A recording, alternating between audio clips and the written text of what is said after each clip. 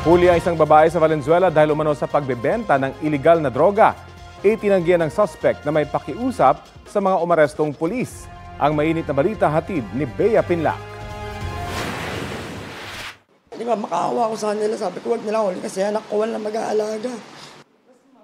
Inaresto ang 34 anyos na babaeng ito matapos mahulihan umano ng 60 grams ng shabu na nagkakahalaga ng mahigit 400,000 pesos. Isinagawa ng Valenzuela Police ang buy-bust operation alas 4:30 ng madaling araw kahapon.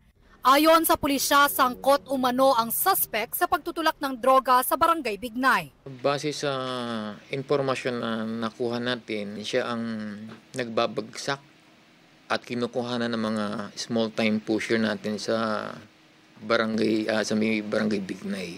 Patuloy ang investigasyon para matunton ang source ng shabu ng suspect. Kasi kung 60 gram na ang hinahawakan niya, sigurado ang kinukuhanan niya more than 60 gram. Kaya patuloy pa rin ang investigasyon na at follow-up regarding doon sa kinukuhanan niya naman. Nauna na raw inaresto ang kapatid at boyfriend ng suspect dahil din sa iligal na droga. Giit niya, hindi siya sangkot dito. Nagtataka ko bakit ako nandito, ma'am. Wala naman po kung ano talaga. Nalulungkot po kasi naisip ko wala po mag-aaral sa ano ko. Ako lang po talaga mag-aaral.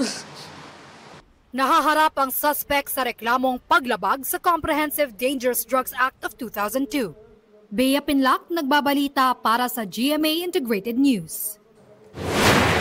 Kapuso, alamin ang maiinit na balita. Bisitahin at mag-subscribe sa GMA Integrated News sa YouTube. Sa mga kapuso abroad, samahan nyo kami sa GMA Pinoy TV at sa www.gmanews.tv.